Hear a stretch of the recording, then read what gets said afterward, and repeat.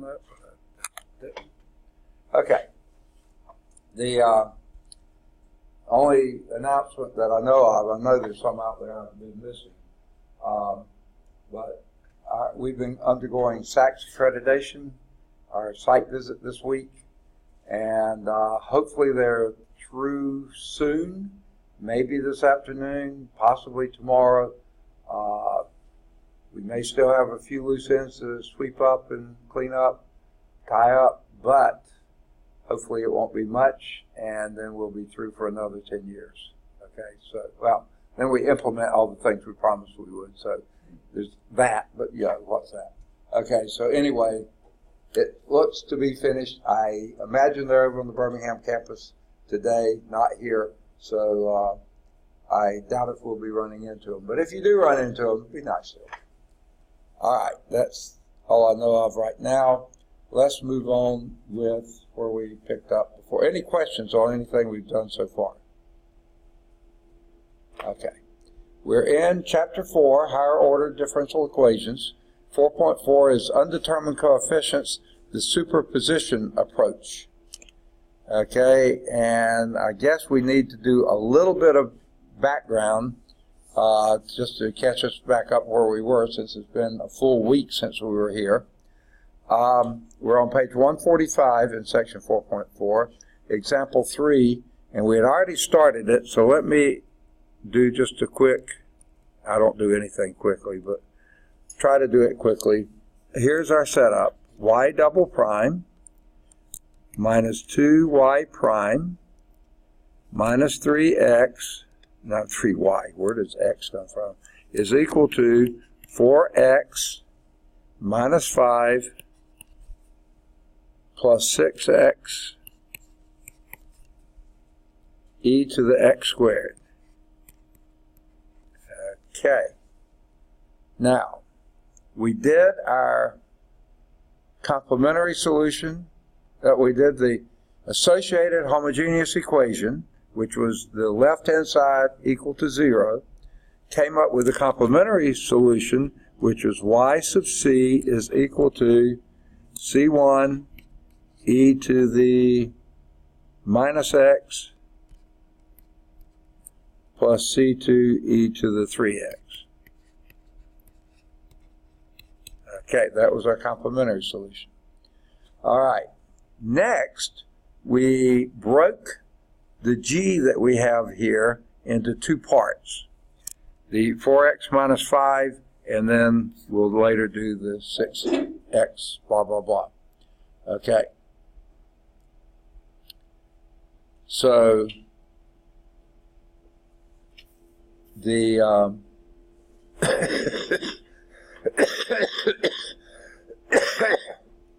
sorry. The first part suggests that for a particular solution, you need a linear polynomial, okay? And they're going blah, blah, blah, blah, blah. So let's do total particular solution will be your y sub p1. That will be the linear part, plus y sub p2, that will be the exponential part. Okay? Now, the y sub p1 from here, our guess is that's going to be a linear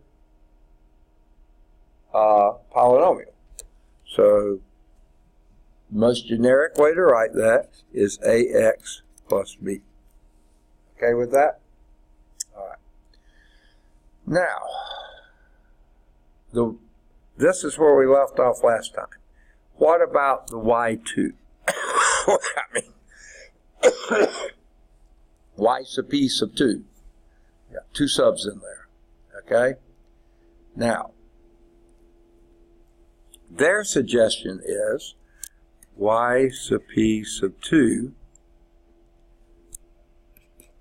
Now, it's got a product of a polynomial and an exponential. Okay. So, perhaps your first guess would be, and it wouldn't be a bad one, is to make it a C, because we already used A and B, x e to the x squared. You're not going to get rid of that, so that's going to be there. But you could also have a piece of that without the x in it. So that will be the d e to the x squared. No reason to introduce any new exponential. No reason to expect they're going to pop up. But we do need a term for the x and the constant here, okay, to multiply with that. Because you know when you start taking derivatives, you're going to wind up with an exponential without an x in it. Your product rule. Okay? So, if you don't need it, that d will come up being a 0. Okay? If you do need it, it's there. So, that's going to be our guess for what our two particular solutions will be. Okay? Now, just a reminder, the particular solutions do not, in general, have coefficients. You know, arbitrary coefficients are with the homogeneous or homogeneous part, not with the particular solutions. Okay. Now, what we can do now, you can either do them separately or together. Frankly, I just as soon do them separately, but they're going to do them together, so why don't we? Let's go back and put them together. Your y sub p would then be the combination of these two, ax plus b plus cx e to the x squared plus d e to the x squared. Okay? There's our most general form of our particular solution. What we're going to do with that, let's go back and plug this into our original differential equation. So what are we going to have to do first? What was the answer in Cal 1? Take a derivative. So let's do y sub p prime. What would that be? A. Say again? Okay, you're not integrating, you're taking a derivative. A.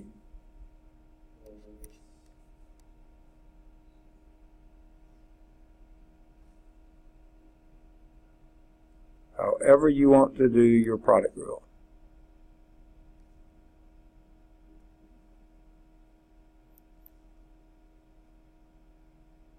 Help me. Okay. This, okay, yeah. Okay, start that again. C, oh wait, you said e to the x squared? Okay, right, okay. I'll try to do it the way you're saying. Okay. E to the x squared. Second. So with this, are we, is C and X? Okay. Is CX and e to the x squared, is that? Yeah, cx e to the x squared. That's a product. Just like 6x e to the x squared up there. This is just a c coefficient. So when you take a derivative of this, you got a product. This times that. However you want to do the product rule, okay, just do it. It looked like, still can't tell, was this your... Yeah, that one's going to be times C. Times C, okay, that times the derivative of the second. So that would be times C, got it? Plus,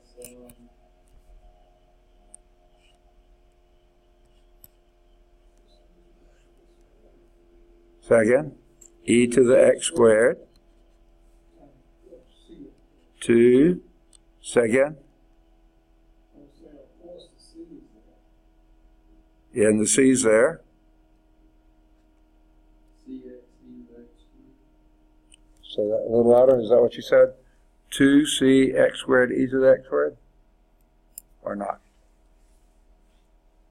That's not what I said, but Okay, well, my hearing's not good, and both of you are saying something, and I can't make out what you're saying, but here's what we got. We did this part, derivative of this times that, done.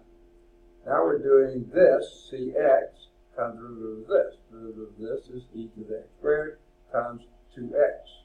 So you had a c from here, a 2 from there, an x from here, and an x from there. So are we copacetic here? Yes. All right, good. All right. That was the product rule for the first term of the second YP, okay? And then the last one is plus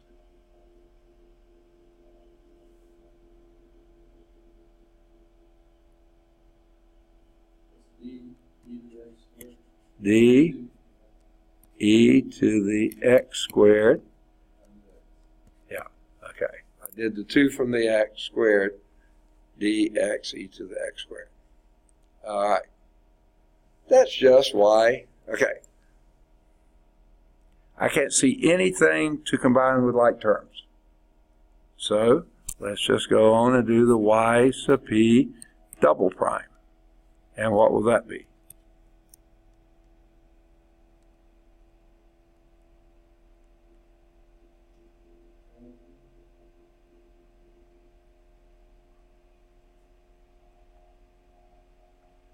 C.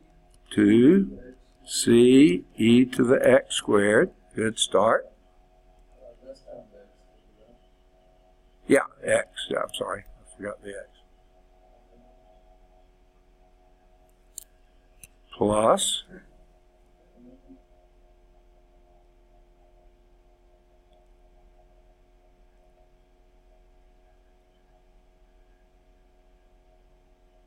4c x e to the x squared. got it. Plus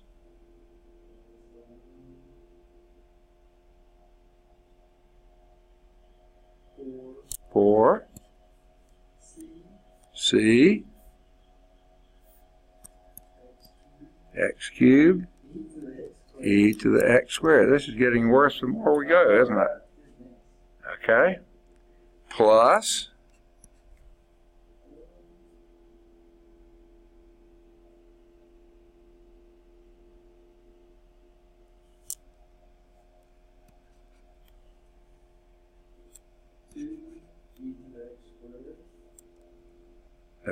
2d to the x squared.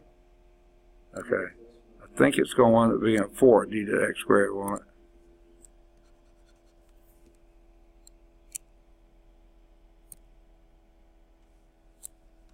Four d x squared e to the x squared. That's the first times derivative of the second, right? Okay.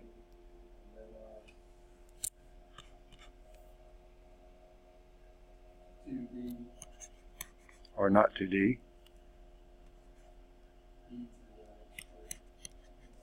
All right. I think we got them done. Okay, now, are there any things we can combine here? You got a 2. No, I don't think so.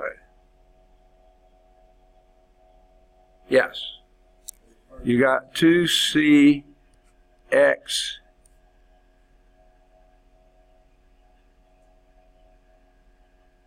e to the x, okay. You got 6, right? Okay. 6cx e to the x squared. All right. And then you got plus 4c, no. Nope. I was wrong. Start over. That was those two. Then you got plus 4c x cubed e to the x squared plus 4d x squared e to the x squared plus 2d e to the x squared. So you got x cubed, x squared, x, and constant. Whoa. All right. That's going to be your y double prime, y sub p double prime. Okay. Now, I need to write Santa Claus until I need more room for Christmas. Okay. So I'm going to erase some of my scratch here that felt good at the time I was doing it. But let's see. I better keep that. So let's write down what the left-hand side of that equation is going to be. Now I'm going to rearrange terms a little bit, if it's okay with you. The y double prime, I'm going to start out with my 4c x cubed e to the x squared plus 4d x squared e to the x squared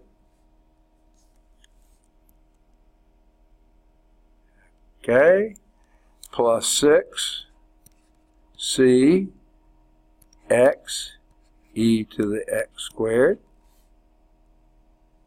plus 2d e to the x squared. That's just my y double prime. Then minus 2 times y prime. That's going to be minus 2a minus 2c e to the x squared minus 4cx squared e to the x squared minus 4dx e to the x squared. Okay? Minus 3 times your y, which is minus 3ax minus 3b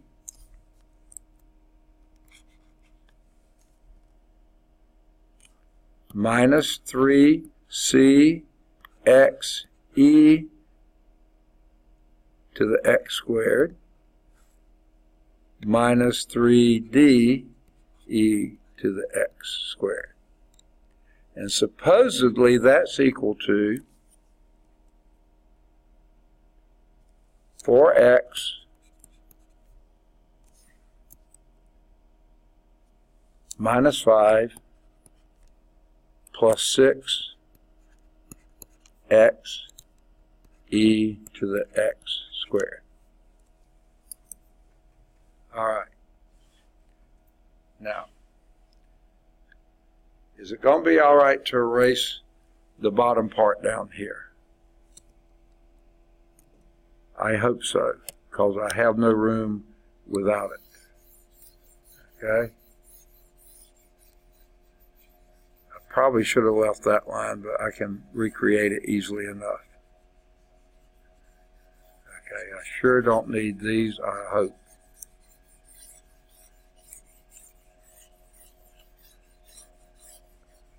So my eraser isn't doing a thing.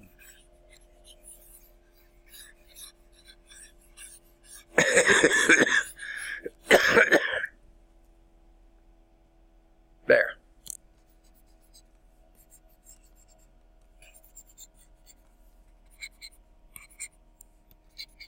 Okay. Now, what we're going to do is match up things on the left of the equal sign, which is the top 3 rows there, with things on the right, which is the bottom row. Okay? It doesn't really matter where you begin, except you don't have any x cubed e to the x squared at all on the right-hand side, the bottom.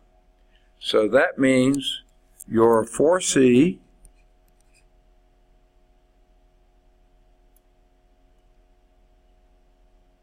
I think has to be equal to 0, doesn't it?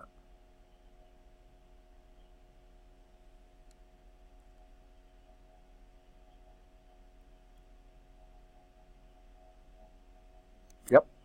4c is equal to 0. What that implies is that c is equal to 0. Wow. Wasn't thinking that much was going to happen. But let's see. Before I make...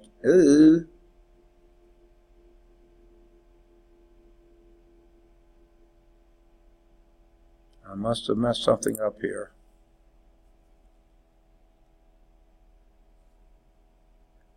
Let's check. I see the minus 3ax.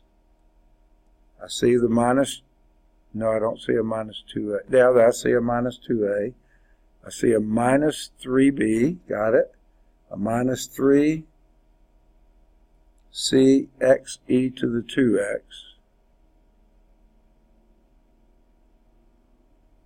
And then I see a plus 2 c. I don't see that one.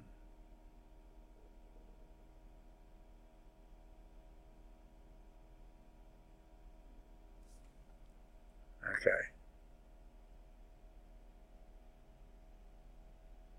Oh, don't tell me. You let me get away with this? That's e to the 2x, not e to the x squared. No. Yes. Oh my God. Exactly. Okay. I copied the problem down wrong. Let's start over. I am so sorry. I was going to say, how are these things ever going to work out? Because you're introducing a bunch of terms that you didn't have anywhere else before. All the time. After you spend an hour on a problem, you can't figure out why it doesn't work. It's the most infuriating thing. Okay. This will be much faster though. Anything would be much faster than that. This is e to the 2x, not x squared. How in the world did I do that? Dyslexic in the mind, I don't know. Okay. So this will be 2x here and a 2x there. Okay. And this line is total hogwash. Okay. So let's go back to what we were doing. Y sub p is equal to ax plus b plus cx e to the 2x plus d e to the 2x. Now we do y sub p prime, particular solution prime. What would that be? Oh, a plus 2cx e to the 2x. That's the first times derivative of the second. Plus c e to the 2x. Perfect. Plus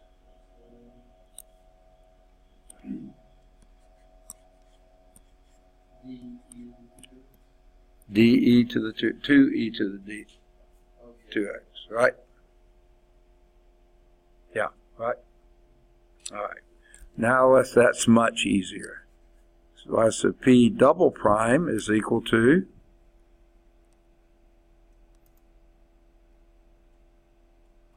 you get me started. Is what?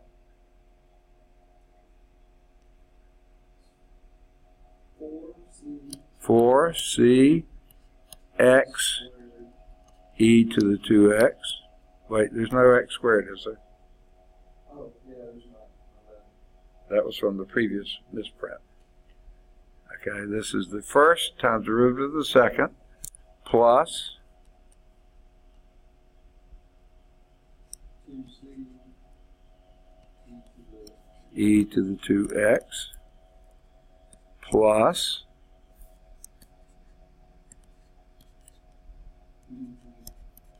second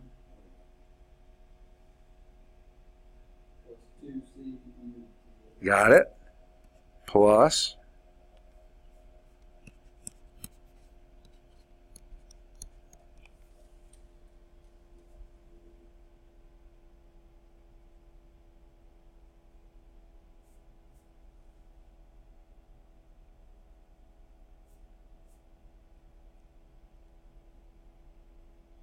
finished?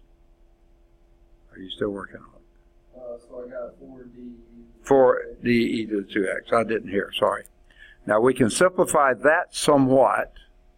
In fact, we could have simplified earlier. We should have. This is 4c x e to the 2x plus 8. No. Sorry. Open parentheses,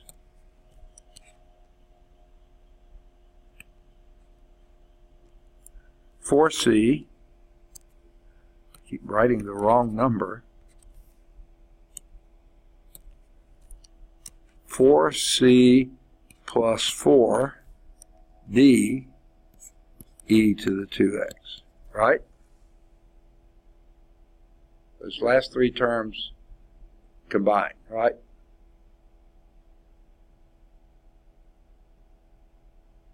Okay. Let's also combine, we should have already, but we didn't, for our yp, that was a plus 2cx e to the 2x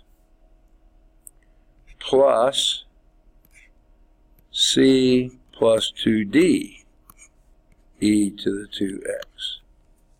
I don't know if that's helpful to do or not, but it sort of seems like it shortens things a little bit.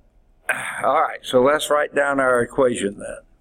The y double prime, y particular double prime, is going to be 4c x e to the 2x plus 4c plus 4d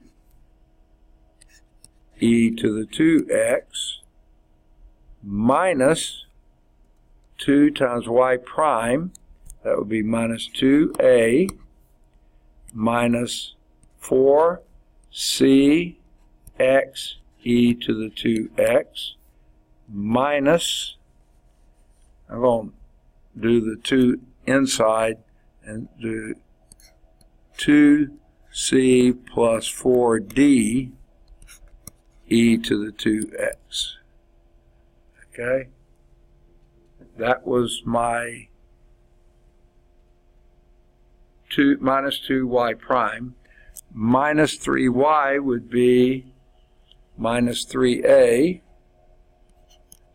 x minus 3b minus 3c x e to the 2x minus 3d e to the 2x. Okay. Now, all that is supposed to equal 4x minus 5 plus 6x e to the 2x. Okay. So let's start with our, we can start anywhere we want to. Let's start with the x e to the 2x terms. Over here we have a 4c minus 4c. Look at that. Did we do it right? those go out, right?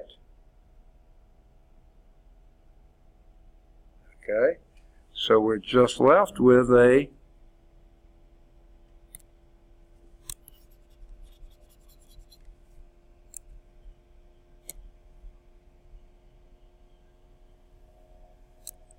minus 3c, right? That's all we've got here that has an xe to the 2x in it, right? And that has to equal 6, right? You see what I'm doing? I'm looking at my xe to the 2x. These disappear. Added to 0. This one is the only one we got left on the left-hand side, and this is what we have on the right-hand side. So minus 3c is equal to 6. Right up there. Got it? So what's c equal to?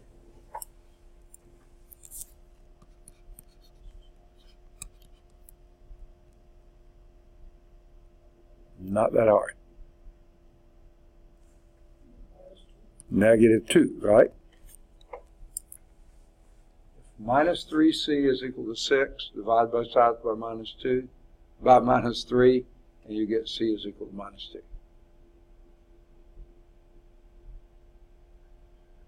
Yay or nay?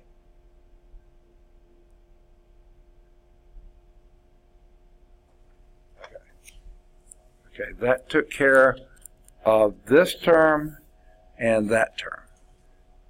One on the left, one on the right. Stand up, sit down, fight, fight, fight. Okay. Now let's go to our e to the 2x terms. Okay. We already know c is negative 2.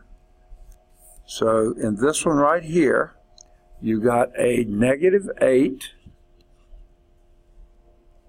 plus 4d. Okay. That took care of that one. And then you have a minus 2 times a minus 2, that's plus 4, minus 4d. That comes in nice, doesn't it? Those go away. And then you're just left with a minus 3d over here. So I took care of this one, and now we've taken care of that one. Okay? And that, though, has to equal 0. Doesn't it?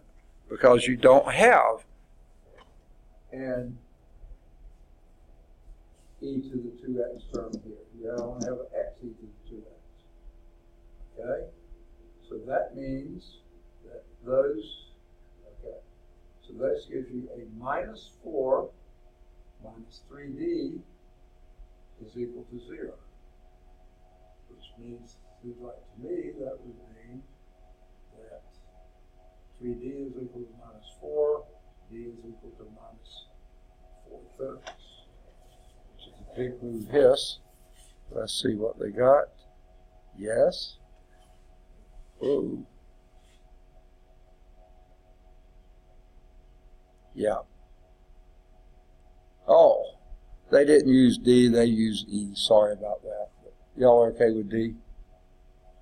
Okay. So this gives us that D, they're using E, is equal to minus 4/3. Okay, you saw how I did that?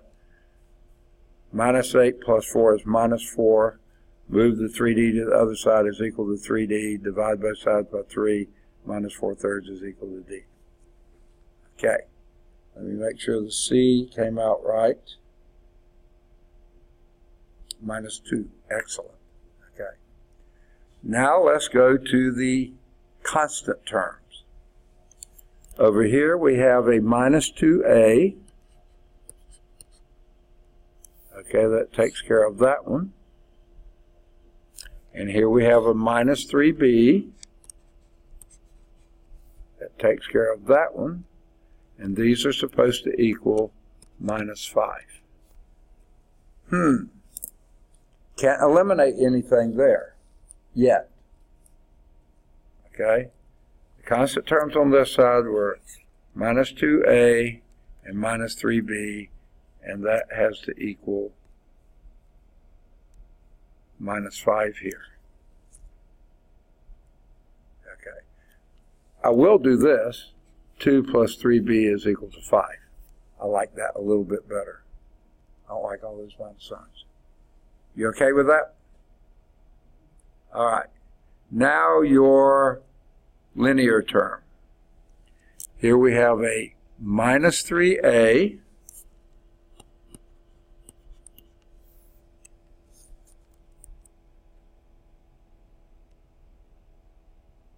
is equal to 4.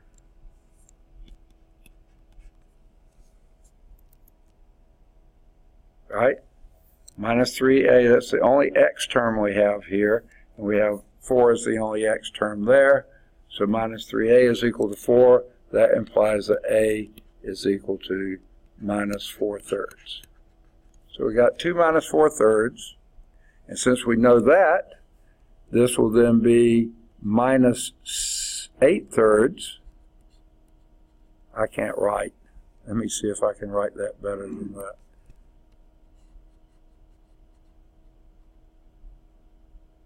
Okay. Let me find some better place to write it. That got too cramped. 2 times a negative 4/3 is negative 8/3 plus 3b is equal to, I'm going to call that 15/3 if you're okay with that. You all right with that? It's a 5 here, but since this was already in negative 8/3, then I'll just make that 15/3, which is fine, right? Now let's add 8/3 to 15/3, and you get 23/3. Okay, so you got 3b is equal to 23/3. Divide by 3, and you get 23/9. So b is equal to 23/9. Yuck. We already got A and B earlier. We did. Yeah. From the first, Was that from the wrong one, though? no, it was, like right after we did, we substituted m squared minus 2m minus 3. Oh, wait. Yeah. Yeah, that was for the complementary solution. Yeah. This is for the particular solution. We may have used A, B, and C before, but Yeah, we did. okay. Yeah. I didn't know. So sometimes they're not the same. Oh, okay. Yeah. No. Okay. The complementary solutions are separate from the particular solutions. We're going to come back and put them together at the end, but right now they're separate beings. Okay. So these are all the coefficients, the undetermined coefficients for our particular solution. And that's what we're going to write down here. This is equal to, your A is minus 4/3. Yep, sure enough, that's right. Is minus 4/3 x. That's from right here. See what we're doing? Okay, plus B is 23/9. One of my favorite numbers of all time.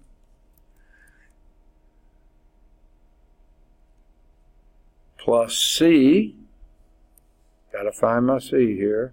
That was negative 2 if I recall. There it is. Minus 2x e to the 2x minus 4/3, that's your D.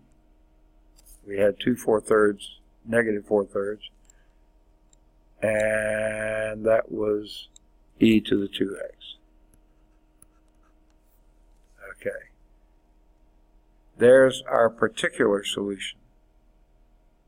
Okay? Now I'm going to erase a whole bunch of stuff. Is that okay? Hopefully it won't be anything I need again. I sure don't want to see it again. Sorry about the mix-up by copying the problem wrong. Yuck, yuck, yuck, yuck.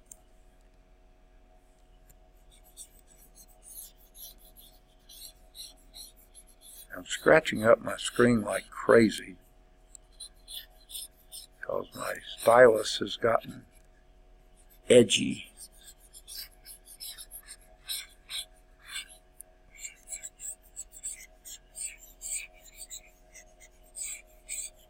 Probably caught some grit under it from somewhere. Now, I don't know how long it'll take for that to disappear. Whoa!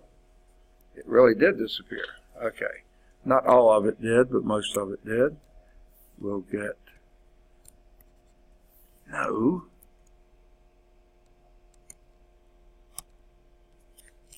Okay. Get rid of that. Those two, whatever they were. That. Okay. Now, your general solution, y, is equal to your complementary solution, I'll write it down, y sub c plus y sub p. Well, your y sub c from up here is c1 e to the minus x plus c2 e to the 3x plus our particular solution is this one right here, minus, okay, can't get it to come back, there you go, 4/3 x plus 23/9 minus 2x e to the 2x minus 4/3 e to the 2x. Done. Okay?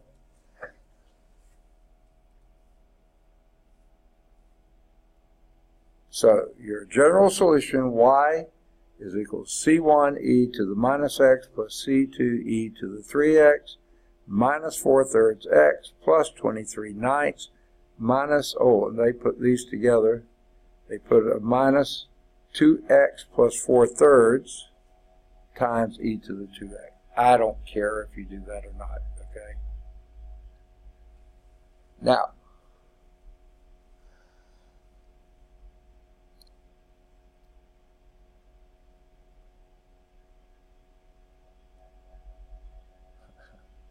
in the light of the superposition principle, remember I said I would have done one for yp1 and one for yp2 and then add them together.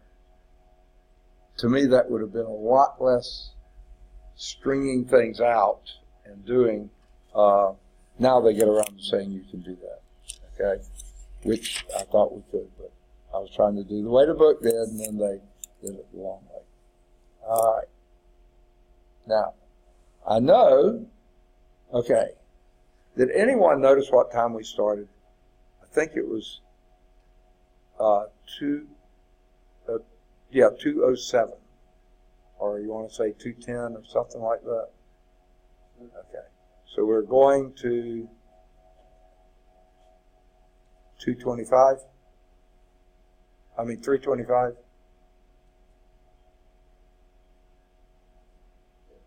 3:25. All right. Keep up with that. Every time I did glance at it and see it, but I was talking about something else and I forgot to say it. But I think it was that. All right. Now, as if you hadn't had enough glitches in the system, well, this is driving me nuts. My computer is not charging at all now, or very little. I think it's something to do with this stinking plug here. I'm going to unplug this and try to plug it in over there and see if that helps. Are you actually running low? Yeah. Mine just came up and said, plug in now.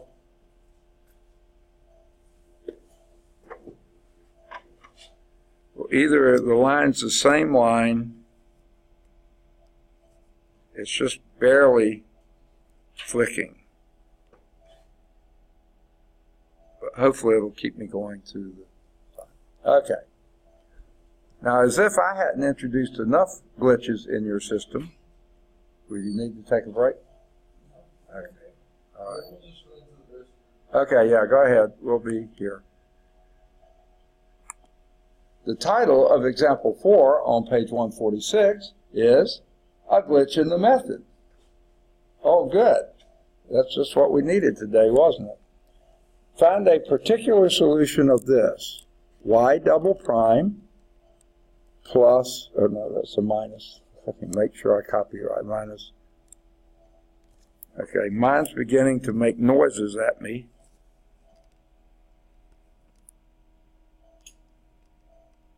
As if it's going to die. I'll go back to the other plug just in case. It was making noises anyway.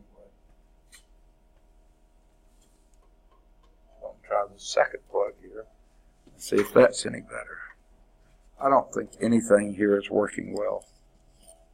It's all SAC's fault.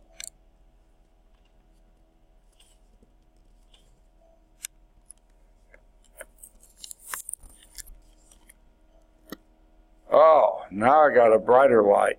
I think it had to do with the angle of my screen. That makes perfect sense, doesn't it? Okay. Minus 5y prime plus 4y, still making noises at me, even though the light's bright blue now, is equal to 8e to the x. Okay. It said find a particular solution. Okay.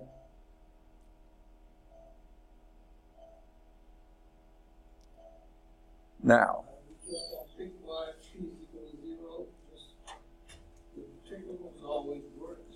Yeah. Well, that's where the problem comes. Notice they didn't tell you to do the complementary solution. And this is not the same problem as before or one that we've had before. I suggest to you we do the auxiliary equation first, the homogeneous. Let's do that and see what we get. What would that produce? M squared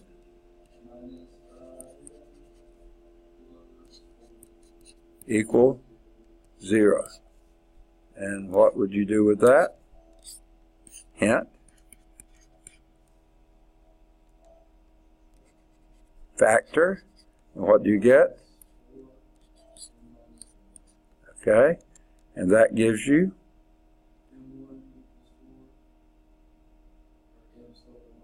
Okay. M sub 1 equal 4. M sub 2 equal 1. And what does that give you?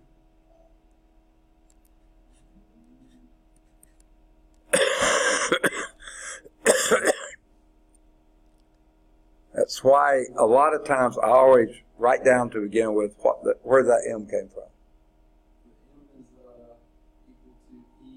Ah, that's it. C1 e to the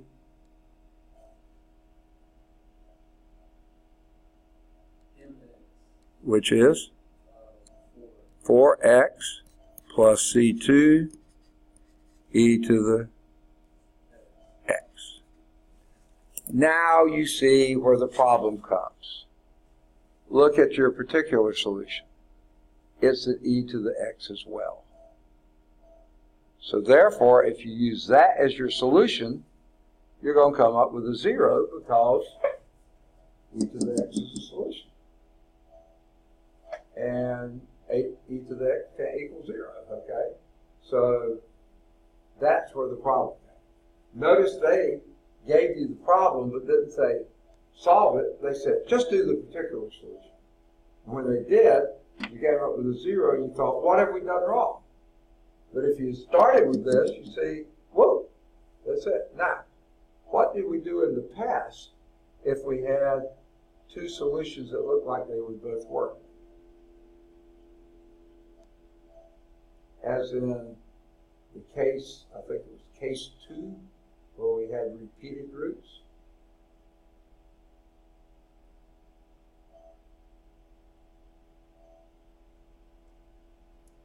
This was back in the last chapter.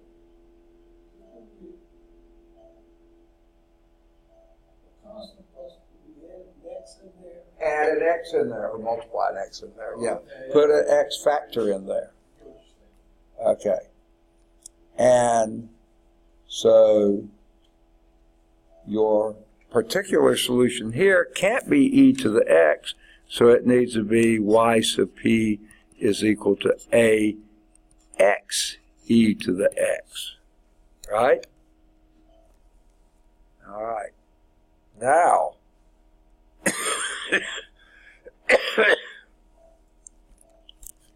what is your y sub p prime? That introduced and got you back to a chain rule. That would be a e to the x will be the first part, or one part, plus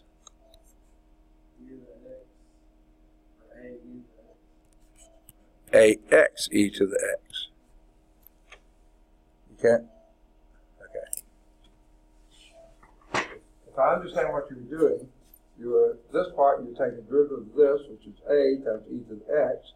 Now you do this times the derivative of that. I was doing the same thing twice. Yeah. All right. And what is your yp double prime?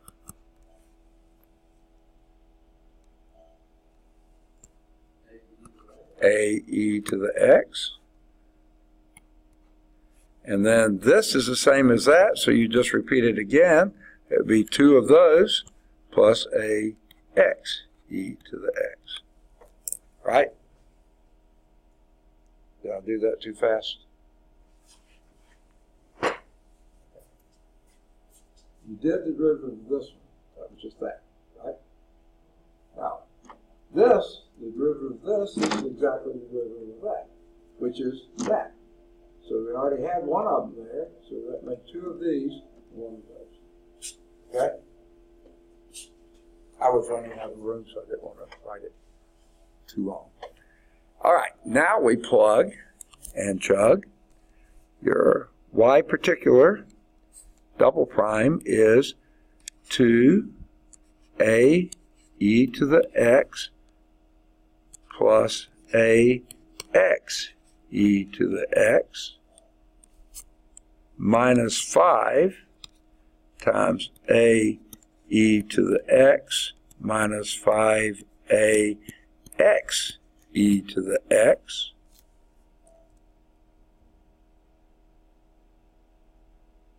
okay, plus 4 a x e to the x. And that's supposed to equal 8 e to the x. All right, well, let's combine some like terms here if we have them. Let's start with the a e to the x's. Here we have a 2a, that wipes out that one, minus 5a, that will be a minus 3a ultimately, but we're not going to do it yet. Okay, that wipes out that one. Oh, that's it, isn't it? So that's minus 3a is equal to 8. So a is equal to minus 8/3. Okay. Now, just for funsies, let's check and make sure that works on the x e to the x terms. this is 1 here, and 4 there, or 5, minus 5 is 0. Right? Yes. It doesn't matter what A is. Those added to 0. So, what we have now is our solution is C1 e to the 4x plus C2 e to the x minus 8/3 x e to the x. There is our overall solution. All they were asking for was the particular solution, and that was the minus 8/3 x e to the x. Okay?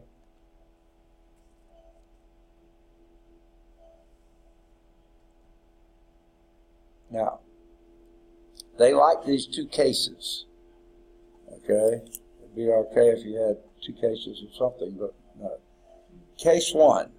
No function in the assumed particular solution is also a solution of the associated homogeneous differential equation. Yeah. Well, hey, guess what, folks? If you just do that first, you'll see that. And we always do that first. Case 2, a function in the assumed particular solution is also a solution of the associated homogeneous differential equation. And then in that case, they just give you a couple more examples. So that picks up in example 7. Okay? So we'll get to case 2 probably next time. Not this, well, maybe. We'll see. All right. Now, they do have a very nice table here. Table 4.4.1.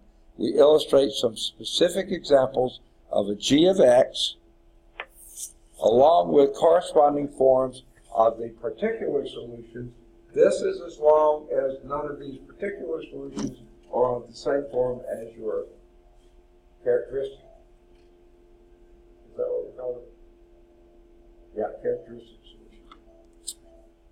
Okay. So if you have a constant, then the form of y sub p should just be a. That makes sense, right? If you have a polynomial, a linear polynomial, in the g, then make a linear polynomial in the particular solution, ax plus b. If you have a quadratic in g, then make sure you put the full quadratic. Just because number 3 had 3x squared minus 2, don't leave out your linear term when you're doing the particular solution. Put the full quadratic, ax squared plus bx plus c. If you happen not to need the b, it'll come up being 0. Okay? But don't leave it out. If you have a cubic solution, cubic g of x, then make sure your y sub p includes a full cubic expression. Ax cubed plus bx plus c plus bx squared plus cx plus c. Don't leave off the term just because it was missing in the g of x. If that had just been an x cubed, you still put all 4 terms in the particular solution. Sine 4x, you must include sines and cosines. So that'd be a cosine. And they always like to put cosine first, which is fine. I like to put sines first. I don't care. But use the same arguments. A sine 4x, cosine 4x plus b sine 4x. If you had just a cosine, be sure you put them both. A cosine 4x plus b sine 4x. If that had been a 7x, then it's just 7x. Okay. Now, if you have an e to the 5x, the particular solution should also be an a e to the 5x. Unless, of course, your characteristic solution had an e to the 5x. If it did, then you have to include an x. What if you had the product of a linear polynomial function and an exponential function? Then your particular solution would be a product of ax plus b, a linear, times e to the 5x. The same there. Notice you don't need a separate coefficient. You don't need to throw in a c e to the 5x because you're multiplying them. And when you multiply them, they're just a constant. So you don't need that. If you had an x squared e to the 5x in your g of x, then you need a full polynomial ax squared plus bx plus c times e to the 5x in your particular solution. Notice that? If you have an e to the 3x times a sine 4x, then what you need is, now you can do it one of two ways. They did it this way. A e to the 3x cosine 4x plus b e to the 3x sine 4x. Frankly, I would have just said e to the 3x times a cosine 4x plus b sine 4x in parentheses. But they multiplied it through, which is fine. If you have a 5x squared sine 4x, do a full polynomial, quadratic polynomial, ax squared plus bx plus c, cosine 4x plus an ex squared plus fx plus g, sine 4x. Notice they don't use these. Okay, I forgot they did. And number 12, if you have in your g solution, a g function, x e to the 3x cosine 4x. Well, that x there is a polynomial, first degree polynomial. So your first degree polynomial has to be an ax plus b e to the 3x cosine 4x plus a cx plus e, they don't use d, times e to the 3x sine 4x. Okay? So your when you have a polynomial that's going to have multiple terms, and you have a sine or a cosine that's going to have multiple terms, you have to multiply those multiple terms. Don't use the same coefficients a, b, and c, or a and b on both of those. Use different ones. Okay.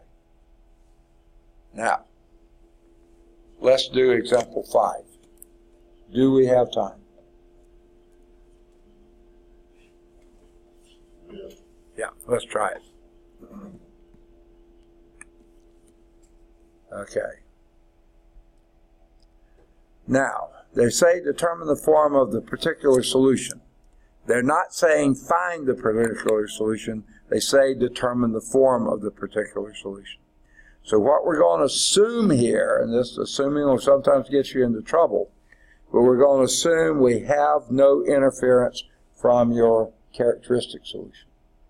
Okay? Not a particularly safe thing to do. I'm sorry, complementary solution.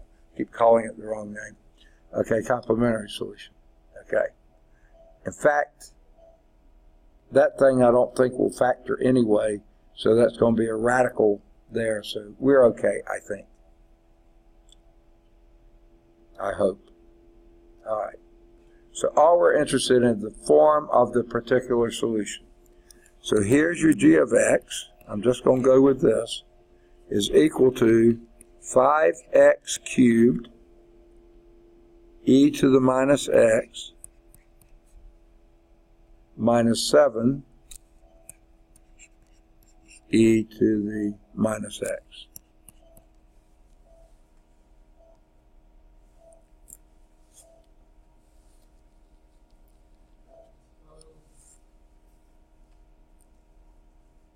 I'll use 4 on that chart.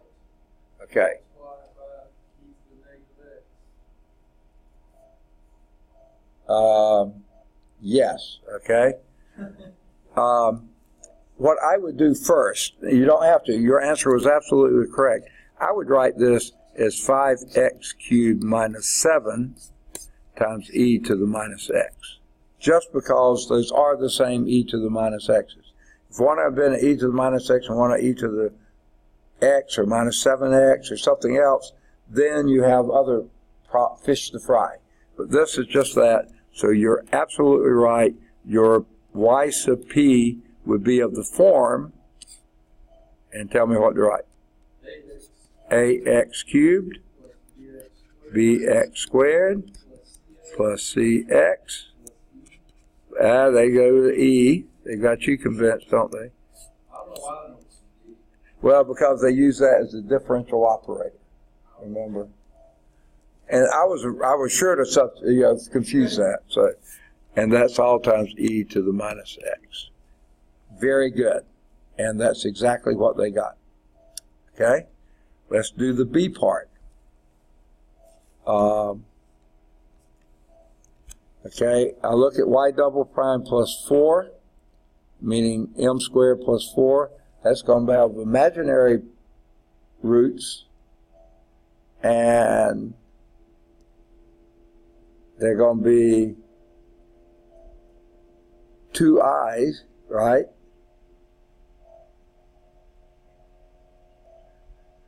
And so your cosine is going to be with a 2. So the cosine is not going to interfere with this cosine. Are you understanding what I'm concerned about there? Your complementary solution is going to be m squared plus 4, right? Well, when you do that, that's going to be m equal plus or minus 2i. Okay, no alpha part, but your beta part is 2. So that's going to give you a C1 cosine 2x plus C2 sine 2x. Since those are sine and cosine 2x's, this cosine x doesn't bother me any. Okay, so if your g of x is that x cosine x, what will be your y sub p to go along with that?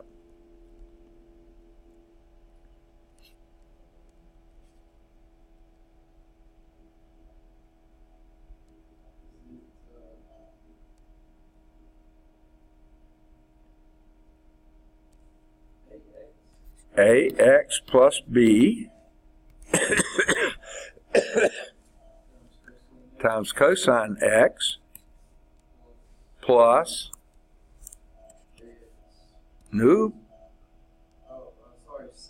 cx e sine x. Got it. Okay, let's see how they did it. ax plus b times cosine x plus cx plus e times sine x. Very good for them. Because, like I said, the y sub c's have cosines and sine 2x's in them, not x. Okay.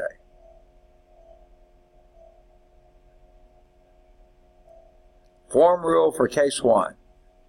Okay? The form of y sub p is a linear combination of all linearly independent functions that are generated by repeated differentiations of g of x. So that's one way to say it. All right. Time for 6 or not? Just looking at it, there's no way. No way. Okay. So let me do some erasing here, and we'll pick up next time with example 6. All right. But I think we made some pretty decent progress today.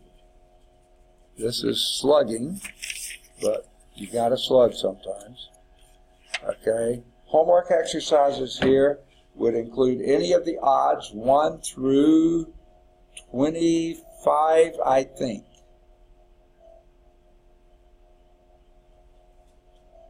And let's stop there. If you can't do all those, hang on. We'll be doing some more examples that will probably be helpful. Okay? Now, I did want to, since we do have a minute or two, go back to where we were listing those potential functions that we could use.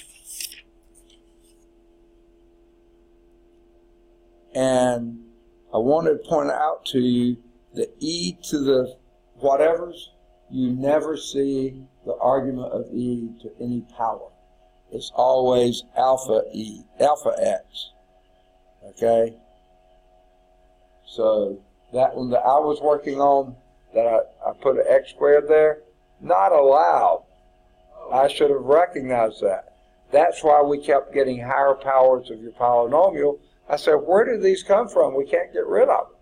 Well, that's why. You can't have e to a x squared or x cubed or anything like that. You can only have e to the 7x, 2x, x minus x, anything like that, but you can't have e to the x squared or anything else like that. So I should have picked up on that. I didn't. I just blindly went along. And that's why we kept getting some really... Yeah.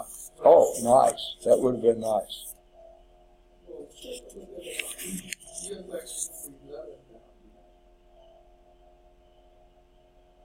Now, what about it? Why? Okay. Okay. Okay. You got the 5x squared. That's a polynomial 5x squared, not exponential 5x squared.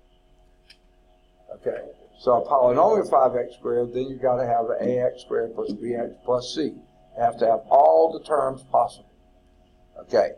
But then, because it's multiplied by a sine, you have both a sine and a cosine coming out of that, so they have to each have their separate polynomials. And that's why you can't use the same ax. You have to use a e x squared plus alpha x plus g, or whatever it is. You can't use the same ax squared plus bx plus c. Anytime one of them splits into two, you have to split everything into two. The e's don't ever split, so you're okay there. All right, good deal. Any questions on those?